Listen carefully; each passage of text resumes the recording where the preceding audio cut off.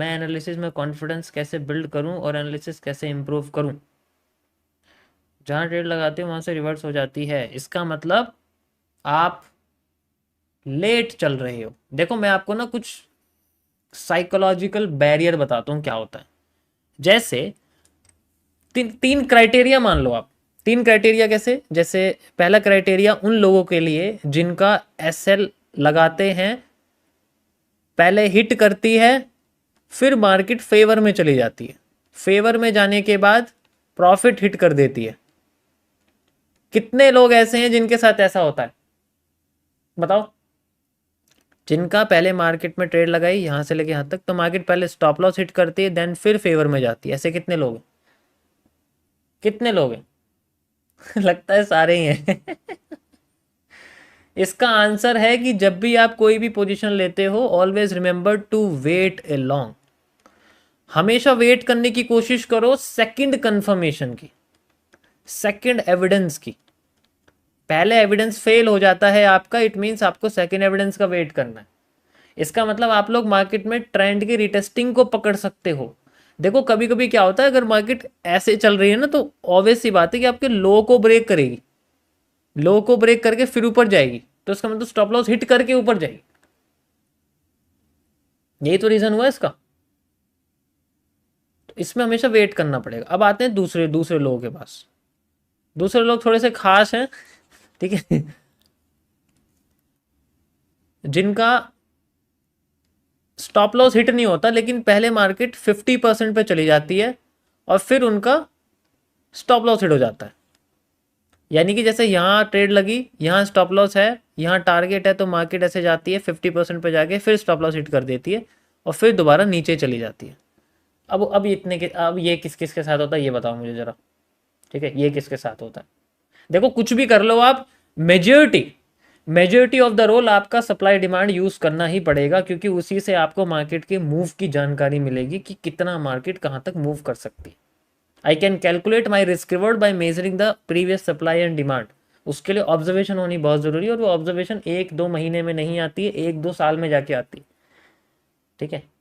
अब मैं जो तुम्हें यहाँ पर ये जो रिलेटिविटी थ्योरी समझा रहा हूँ ना, एक ट्रेडर की और एक मेंटर की, इसको ध्यान से सुन लो बस, मजा आए। मजा आ जाएगा। अब यहाँ पर ज्यादातर लोगों के साथ ऐसा होता है कि वो 50% पे जाती है फिर नीचे रिवर्स कर देती है। इसका मतलब ये है कि you are using a trend which is going against your decision. आप ऐसे ट्रेंड का इस्तेमाल कर रहे हो जो ऑलरेडी नेगेटिव में जा रहा है। ऐसा तभी हो सकता है लाइक दिस। अब मैं यहाँ बाई में जाऊंगा तो लॉस होगा मेरा। कभी कभी हो सकता है कि ट्रेंड आपका ज्यादा बढ़ा दे दे, ठीक है, हो सकता है दोबारा से आपकी सप्लाई खत्म हो रही हो, देन मतलब ये तभी पॉसिबल है जब आप ट्रेंड के अगेंस्ट जा रहे हो। अगली बार ट्रेंड के साथ जाने की कोशिश करो, then you will see result. इसका ये सॉल्यूशन है। समझ में आया। अब जिसके साथ भी ऐसा हुआ, एक बार अपनी हिस्ट्री ट्रेड्स निकाल के देखो और वहां पर देखो क्या ऐसा हुआ है या नहीं हुआ है,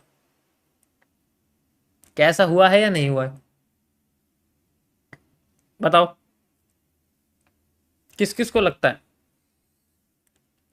ये इंफीरियर बेरिश एनगल्फिंग है। ओ नेगेटिव एनगल्फिंग है, बट मार्केट मूव दे रही है, हमारे जोन को रेस्पेक्ट कर रही है। नाउ ट्रेंड लाइन ब्रेक हो गई है बुलिश एनगल्फिंग के साथ। This pattern is are interchange again, reversal retesting में कन्वर्ट हो रहा है। छोड़ो चलो, इसको लाइव में चलने दो, हम लोग अपना करते हैं। It's also inferior. सेकेंड ये चीज समझ, इसका सॉल्यूशन मिल गया सभी को। अब अगली प्रॉब्लम बताता हूँ। अगली प्रॉब्लम ये है कि जैसे ही मैं एनालिसिस करता हूँ, ट्रेड लगाने जाता हूँ, तो अब यहाँ पर हम अकाउंट प्रॉब्लम्स के बारे में डिस्कस करते हैं। ट्रेड लगाने जाता हूँ, मेरा बैलेंस कम है, जैसे मान लो $100 है, ठीक है, जैसे मान लो मेरे पास सिर्फ $70 है, जैसे मेरे पास सिर्फ $50 है या फिर $20 है, तो ऐसे अकाउंट में बंदा प्रो या रॉ अकाउंट यूज़ नहीं कर सकता, वो स्टैंडर्ड यूज़ करता है। ठीक है, मैं जानता हूँ आप में से आधे लोग स्टैंडर्ड अकाउंट यूज़ करते हैं, करते हो नहीं करते हो। अब इनके अंदर आती है ट्रेडिंग की सबसे बड़ी समस्या, स्प्रेड। ये स्प्रेड आती है नहीं आती है, अब बताओ मुझे। इसका क्या सोल्यूशन है? ये बहुत खतरनाक है। किस किस के साथ ये प्रॉब्लम है मुझे ये बताओ पहले। अभी मैं आपको एक रिलेटिविटी थ्योरी बता रहा हूँ। मैं तुम्हें देखो थ्योरी भी बता रहा हूँ, टॉपिक भी बता रहा हूँ, लाइव लाइव एनालिसिस भी कर रहा हूँ, दोनों चीज़ एक साथ कर रहा हूँ, दोनों तुम्हें एक्यूरेट करके दिखा रहा हूँ, देख लो। ठीक है, अभी रिटेस्टिंग बताइए, रिटेस्टिंग हो रही है जनरली। अब इसका क्या सॉल्यूशन है? इसका एक ही सॉल्यूशन है, लार्जर टाइम फ्रेम। एग्जाम्पल के लिए, ठीक है, एग्जाम्पल के लिए जैसे इसमें ऐसे में सिर्फ 15 मिनट के टाइम फ्रेम पर ही ट्रेड कर सकते हैं बंदा, इससे कम में नहीं कर सकता, नॉट पॉसिबल, हो ही नहीं सकता यार। स्प्रेड क्या होता है? स्प्रेड ऐसा होता है जैसे आपने ट्रेड लगाई मान लो, तो यहाँ ट्रेड आपकी लगनी थी, लेकिन ट्रेड लगेगी यहाँ जाके अगर बाई की लगा रहे हो ठीक है, यहाँ मान लो आपके बिटकॉइन का प्राइस है एग्जाम्पल के लिए $1,00,000, ठीक है, आपका है $1,00,000, लेकिन ट्रेड लगी है 1,50,000 पे जाके। तो ये जो 50 पे जाके लगी है, ये जनरली आपको स्प्रेड की वजह से लगी है, ठीक है, समझ आ गया? इसका एक ही सॉल्यूशन है, लार्जर टाइम फ्रेम पे एनालिसिस करना, छोटे पे नहीं कर सकते, छोटे पे नहीं कर सकते, ठीक है,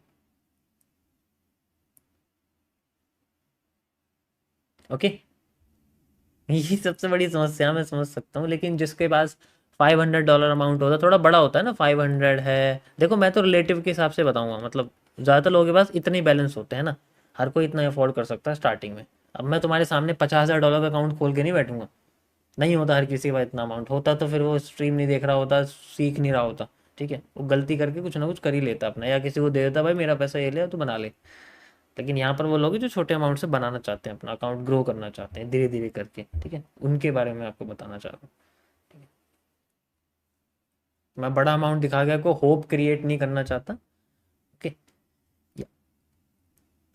कुछ लोगों ने कई बार मुझे बोला भी है, रोस्ट भी करा है वीडियो में कि $100 से $1,000 बना दिए, बहुत बड़ा काम कर दिया, बस ये तो $1,00,000 लगा के दिखाओ, $1,00,000 दिखाओ। भाई मैं 1 मिलियन दिखा दूंगा तब भी लोग शांत नहीं होंगे, अगली बार कहेंगे 2 मिलियन दिखाओ, अगली बार कहेंगे 5 मिलियन दिखाओ उम्मीद तो बढ़ती जाती है ना टाइम के साथ जनरली, उसका कोई सोल्यूशन नहीं है, लेकिन यू नो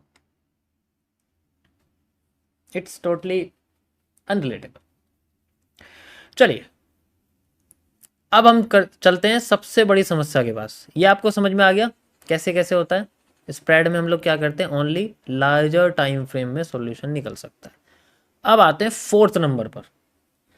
फोर्थ नंबर में क्या होता है, जैसे मान लो मैंने ट्रेड लगाई, मेरे को एनालिसिस दिखाओ, बहुत बढ़िया एनालिसिस है मेरे सामने, ठीक है, मैंने यहाँ पर ऑर्डर ब्लॉक का इस्तेमाल किया है, या फिर मैंने यहाँ पर कोई भी सपोर्ट का यूज किया है, और मार्केट में मुझे दिख रहा है बहुत बढ़िया कैंडल बनी हुई है।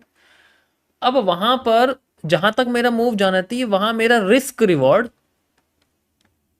1:1 से भी कम आ रहा है, या फिर मुझे डाउट है 1:2 पर भी कि ये बहुत बड़ा लग रहा है मुझे, इतनी बड़ी स्टॉप लॉस का एरिया आ रहा है और इतना बड़ा टेक प्रॉफिट का एरिया आ रहा है, ठीक है, और मुझे डाउट है कि ये इतना जा भी पाएगी या नहीं। किस किस को डाउट होता है ये बताओ मुझे, ऐसे जोन पे सपोर्ट पे भी है मुझे डाउट, डाउट की वजह से बहुत प्रॉब्लम होती है ना, वही मैं पूछ रहा हूँ। सभी सभी लोग रिप्लाई करो, देखो जितना ज़्यादा आप यहाँ पर रिप्लाई करोगे ना, उतना ज़्यादा मैं समझ पाऊंगा कि आप लोगों को मेरे से कनेक्टिविटी क्रिएट हो रही है, ओके। इसका एक ही सॉल्यूशन है, एनालिसिस लार्जर टाइम फ्रेम पे करो, पोजीशन छोटे टाइम फ्रेम पे चलो, ठीक है, ताकि रिवॉर्ड बड़ा हो जाए। अगर मैं सेम रिवॉर्ड आपको दिखाऊं, मान लो एग्जांपल के लिए मेरे सामने पोजीशन चल रही है, ठीक है, यहाँ पर आप देखोगे ये इन्फीरियर है दोनों साइड के, ठीक है, यहाँ पर भी हमारे सामने रिजेक्शन करके मार्केट आ रही है। अब मुझे यहाँ पर आप देखोगे तो यहाँ पर एक पूरी प्योर की प्योर दोबारा से बेस एनगल्फिंग दिखी, सेम ऐसी हैमर के साथ एक सेम टू सेम वही दिख रही है, ठीक है। मैंने देखा, अब मेरे को यहाँ पर जो रिवर्सल है वो कुछ ज़्यादा बड़ा लग रहा है, लाइक इतना बड़ा यार रिस्क रिवॉर्ड